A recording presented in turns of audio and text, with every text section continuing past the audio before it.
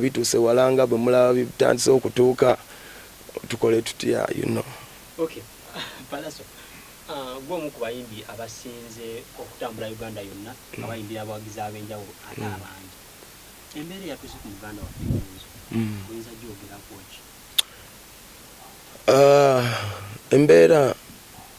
kyabadde kibi omuwagizi kye yakoze. Bw'obanga olina ennugu oli n'alanga tojja sigala eka abisobola sigala eka. Abantu babikola nnyo muzimbiwulira ne kuba female fans lwakafa abasajja olumu osirika n'okireka nga bw'omanyi. But I think tutandika okwewa ekitiibwa guno omulembe gwakuwangana kitiibwa. So byebyo naye ng'ate era on the other hand bwe tuba tuyimbira abantu abamu baba batamidde abamu baba so Eddie Kenzo yenyini yakayimba abisobola yabiyingira tokole so gwego omulimu gwe twapatana so fani oyinza omu excusing asobola okuba nga yadde akoze eki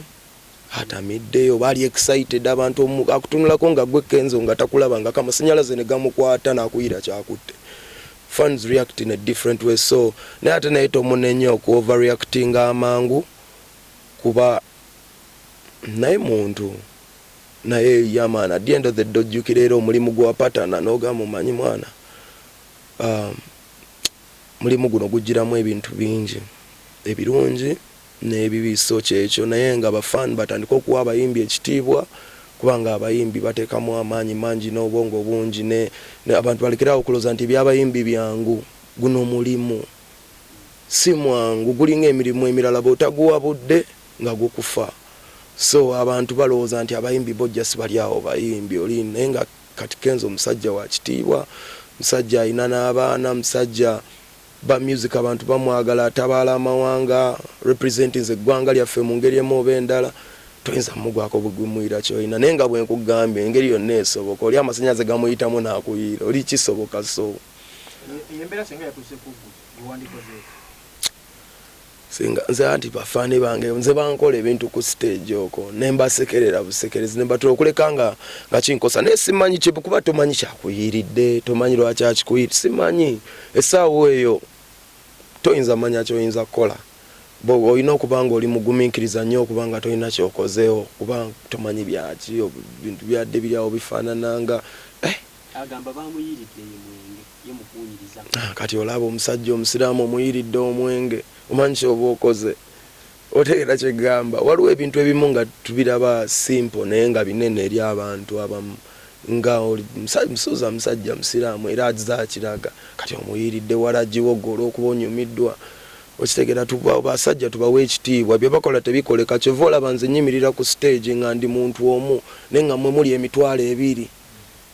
kubanga mwejja emitwalo ebiri nzenzekka nze asobola okukola ekyo kyenkola era singa omulala wali singa tuli ku stage babiri okitegeera so no je baleko sebo kumere ya mutuseeko mwebaza ako emirimu agikoze ate yembera sigirooza nako bwe ndowooza ku Kenzo kubanga emirimu akoze mingi kati ndwawo mulaba mba nina okugimwebaza cause he's done such an amazing job. Abawagizi bagamba nti yali yakinze bubi anti kyenkugamba kiri tuwe kati jjukira bali bawagizi balina endowooza ey'abaki ey'abawagizi neyamuyiridde ekyokunywa yabadde muki muwagizi kati nze gobuuza ndi muyimbi nange nina endowooza y'omuyimbi kuba nange mbeerako ku stage ebintu nebikola ki nebintuukako kyenvudde nkugamba nti nze siina gwe nsobola kunenyaawo kubanga ekisokera ddala kitwala obugumiikiriza bungi omusajja okuyira kyakuyiridde oba waraje essaawa eyo ng'oyimba engoye zituzeetegekera badizayina batuseera ugoze oyimba enyimba bbiri mbw ate onaakuyiridde oyimba eshon namba ng'oliko ebipalati bye reaction esoboka yonna naye ate n'omuwagizi olina omumusaasira toli wa bulijjo akulabye akusasulidde akwesunze anything can happen amasanyalaze gamuyitamu n'akuyira kyakuyiridde asobola okuba nga anything asobola okuba nga akubiddwa fe abayimbi show zaffe batundirako emyenge batundirako so wadde wetaagawo balance naye siina gwe nnenya kubanga simanyi lwaki omuwagizi yakikoze ate ne Kenzo sobola munenya kuba nange simanyi kye nalikoze nga kintuuseeko wabula nze kyenjagala obbagamba nti abawagizi bawe abayimbi ekitiibwa n'abayimbi bawe abawagizi ekitiibwa ate abawagizi bategere nti abayimbi baabwe si bantu balala bonna baabwe so bayiga okubaagala ate n'abayimbi bategere nti ne bafaani baabwe oyo alina maaso awo wo number one fan so nabo bayige nti bafaani baki baabwe nabo bayige engeri reaction ezimu ogende mungu okimanyi oyo muganda wange ninga nugwe numba wange nyini so bibeere mbwe bityo. Kenzo yagambye nti yayita BET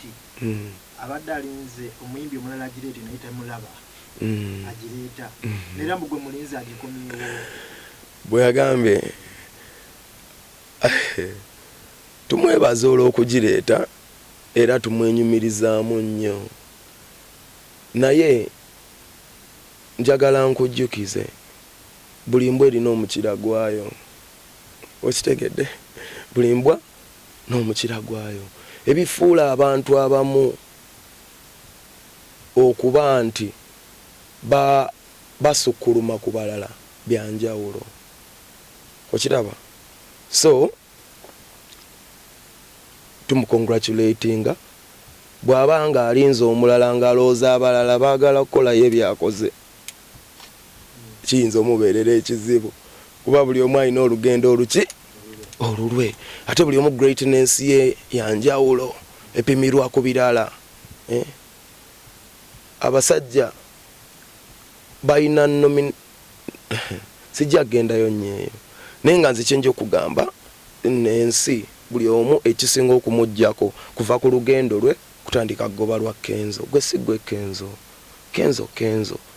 Kenzo alina ensonga lwaki ye Kenzo era bw'abanga Kenzo alinze omuntu agenda okuvaayo omulala nga Kenzo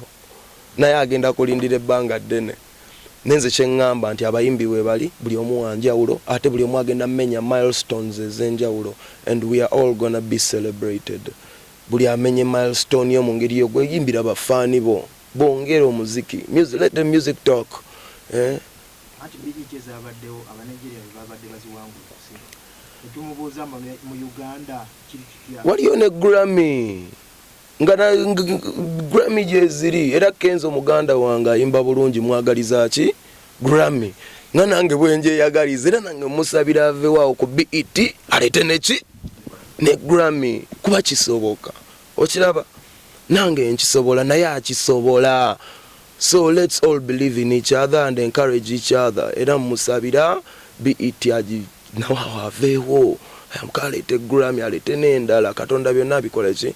abisobozese awa weyatuuka walungi era waggulu nnyo era tucelebratingawo but it's not the end of the ladder. This world still has more musicians are coming, more greater ones. The greater ones are not yet born. Abantu bagenda kujja no betutalabanga kani yali amanyi nti Kenzo alijja so yes so kyekyo amen nsansi okubeera nammwe obulamu bweyagala kansubire nammwe muli bulungi kisinziira wajja owuliriza oba owuliriza ku mainstream man. True love tubali twankakavaako tekanona kuweza mwezi giri awo ate tuyingizamu Zakayo matayo kyusaamu wakakyali mungi oyo yenna art tugenda mwolesa tulina abantu balina okuba mu vibe tugenda gizuukusa so yeah Zakayo ne matayo but it's actually a song really relating ku bakyali bange babiri bakwano bange babiri omu Zakayo omulala matayo bafunamu obutakkaanya waliwo ebyabakyankalanya kati mu bakyankalanya n'ensonga nezintuukako ensonga nenzuulira nenziwa obudde era mpisaamu obubaka kayimba kanyuma kali entertaining ate kasomesa kayigiriza bingi yeah man kagenda kuba kafuluma essaawa yonna balwanira mukazi bakyali bangabo balwanira mukazi omukazi yabatabula Zakayo ababize anonooza akebera essimu y'omukazi ebintu byali bingi anonooza ebitamukwatako kati omukyala naye n'atuuka bambi ng'agumiikiriza ate matayo ye talina ssente naye omukwana alina ate agulaga n'obudde amuwa ono waatali kati ne njagala okubuulira ate nga bombi bali baki ba mikwano era bava mu nnyumba ki emu kati ne njagala mbabuulire ne ngamba bakyuseemukko tebirikkirira ne ne matayo akwatemmukko then ze buli omu so kayimba kali edutaining ofunamu ekyokuyiga. It's everyday life, everyday situation, and it is an amazing piece of art. Yeah man, I hope you guys love it. Omuntu wagamba nti wayingidde mu lutalo lwa King Saha ne Alan abamukyamu agali manya ebyo byabwe birala abo baleke byabwe ki wayingidde mu lutalo lwa Matayo ebyo byabwe birala nze nina bakyali bange bitunumye nkugamba everyday life situation bakyali bange babiri omu Zakayo omulala matayo but yes bino bidala bino bikwata ku bakyali bange bana ababiri abafunamu obutakkaanya olw'omukazi ebigambo ne biba bingi nnyo bingi byayitingana naye nga matayo kugamba kikuyigiriza ng'omusajja ayina omukyalawo okumunyweza n'okumuyisa obulungi kubanga matayo ajja mutwala okubanga olina by'olina okumaliriza by'otamaliriza bulungi ate nga bw'ovaawo obudde buba bungi nga matayo wali yamulabirira amuleetera kacyayi amuyisa bulungi so no nze olwange luli entertaining ndi ku mulamu omulala nnyo just bano bakyali bange babiri si biri birala naye onyonyodde Zakayo ng'omusajja omunene ng'ate n'oli watule tumanyi ye munene matayo omutajjambire ddala ddala nti obadde ku musajja waffe Bebe omuntu akkirizibwa okulowooza kyayagala kubanga era ojja vva wano osange Musa wali osange Musa awalala osange Musa awalala Musa asigala si omu yadde erinnya alisigala nga Musa so nze ndi mu kubuulirira nga message bwe yagamba mukyalawo yazze n'andoopera ti omuyisa bubi bambi okuva lwe yafunako ki ku lupiiya naye ate kati kino ate kyo kirala kyawukanako ku ekyo ono Zakayo ababize ate yombayomba omukazi tamuwa bulungi budde akeera agenda ku mirimu gimuwuuba omukyala amugamba ate dole y'omwana ate amugamba dole y'omwana ate tunaalya dole ya mwana kati kwe gabiba biri awo kati obudde bwamala nga ali biza ali ku birala ate alingiriza essimu n'anoonyereza kwe gana ebimalako emirembe abakazi olumu beetaagamu ka space kati so n'olw'ensonga eyo obudde bwamala mu biri ebirala matayo yabaawo emirimu agikola ajja amuweereza bulungi amulabirira amufaako omukwano ne gutandika okukula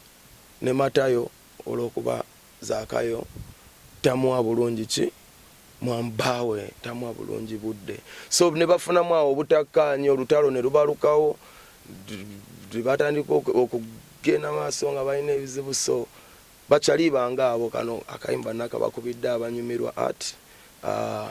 Zakayo ne matayo. If you can relate to the song embeera ne tutukako mu bulamu bwaffe obwa bulijjo buli kaseera ne tusanga gananga bakyali ne bakyali abaali ab'omukwana abakwatagana ennyo batabuse ne bawukana olw'omukazi okitegeera kitutukako nnyo ng'ate mwali tuuse walanga baboya ababiri nga mukwatagana naye ne mulemagana olw'abakazi. So this is an edutaining story ebuulira ekintu ekyo.